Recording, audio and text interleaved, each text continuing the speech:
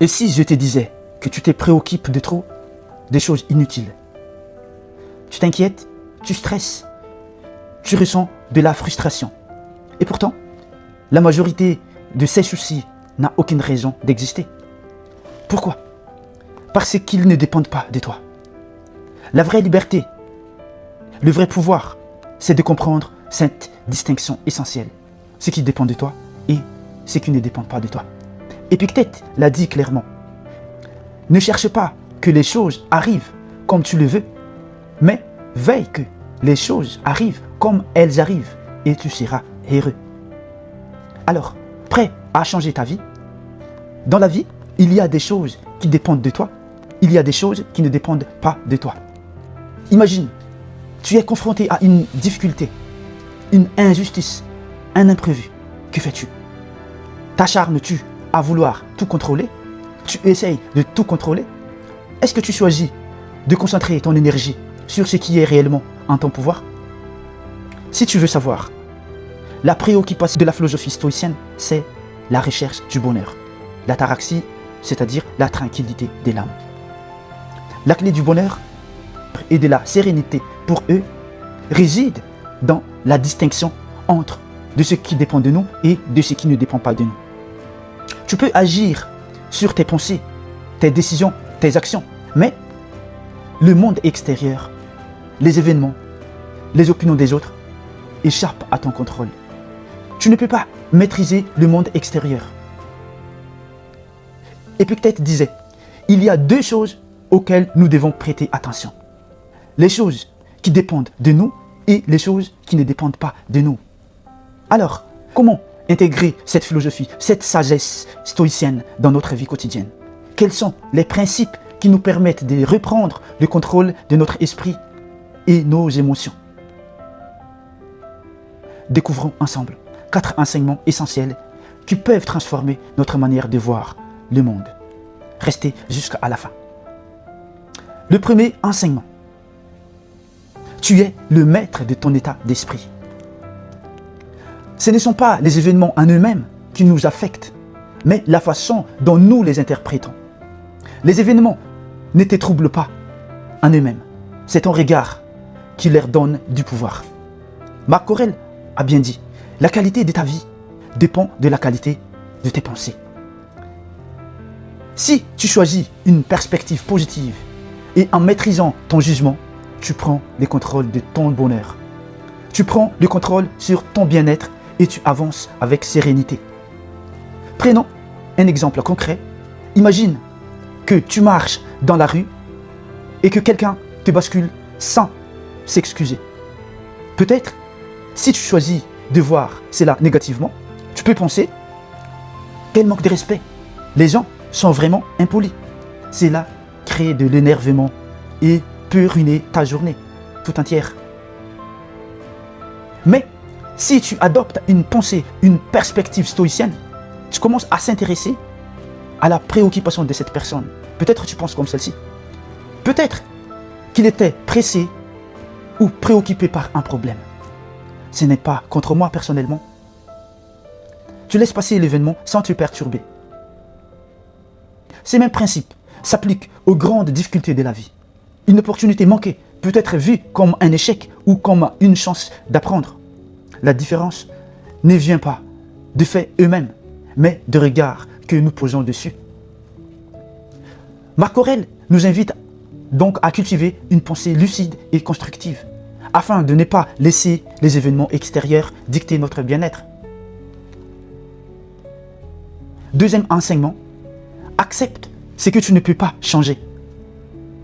Combien de fois résistons-nous à ce qui est hors de notre contrôle, alimentant ainsi colère et frustration? Pourtant, la véritable source de souffrance n'est pas l'événement lui-même, mais notre résistance à l'accepter. Comme le disait Épictète, ce ne sont pas les choses qui nous troublent, mais la manière dont nous les percevons. Prenons un exemple. Imagine que tu es coincé dans les embouteillages, alors que tu es en retard pour un rendez-vous important. Tu pourrais t'énerver, maudire le trafic, te sentir stressé et frustré, mais est-ce que cela changerait la situation? Je te dis Non. Une approche stoïcienne consisterait à accepter ces faits inévitables et choisir une réponse constructive. Donc si tu adoptes une pensée stoïcienne, tu prends ces moments-là pour écouter un podcast inspirant, lire un livre, regarder une vidéo inspirante, etc. C'est-à-dire respirer profondément et lâcher prise sur ce que tu ne peux pas modifier. Accepter, ce n'est pas subir, mais c'est choisir de libérer son esprit de ses poids inutiles et avancer avec sérénité. Troisième enseignement, transforme les obstacles en opportunités. La vie ne nous épargne pas toujours, mais chaque difficulté peut devenir un levier pour grandir. Plutôt que de voir les épreuves comme des freins, considère-les comme des occasions d'évoluer et de renforcer ton esprit. Comme le disait Sénèque, la vie, ce n'est pas d'attendre que l'orage passe, mais d'apprendre à danser sous la pluie. Imagine un étudiant qui échoue à un examen important. Il pourrait se décourager et se dire qu'il n'a pas la capacité. Ou il pourrait voir cela comme une chance de se remettre en question, de revoir ses méthodes de travail et de revenir plus fort. Steve Jobs, par exemple, s'est fait licencier de son entreprise, de sa propre entreprise, Apple, avant de revenir plus tard et de révolutionner l'industrie avec l'iPhone. Ce qui semblait être un échec s'est transformé en l'un des plus grands retours de l'histoire. Quatrième enseignement, passer à l'action plutôt que de te plaindre. Les stoïciens rejettent la passivité. Au lieu de ressasser les injustices ou de te lamenter sur ce que tu ne peux pas changer, concentre-toi sur ce qui est entre tes mains. Comme le disait Sénèque, ne dis pas cela est arrivé, mais cela est arrivé et j'en tire parti. Dans chaque situation, tu as deux choix, subir et laisser les circonstances dicter ton état d'esprit, ou agir avec courage et détermination. Ce n'est pas en attendant que les choses changent, mais en prenant des décisions et avançant que tu façonnes ta vie. Pour conclure, ta vie est entre tes mains. Ce qui compte, ce n'est pas ce qui t'arrive, mais ce que tu en fais. Les obstacles ne sont pas des murs, mais des tremplins, mais les débuts qui t'amènent vers la réussite. Les épreuves ne sont pas des fins, mais des opportunités.